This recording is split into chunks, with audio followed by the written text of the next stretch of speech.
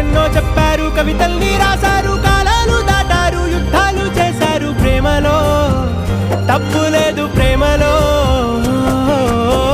వేల వేల వెన్నెలంత నీదవాలి వెలుగునంత మోయమంటే నేను ఎంత రే.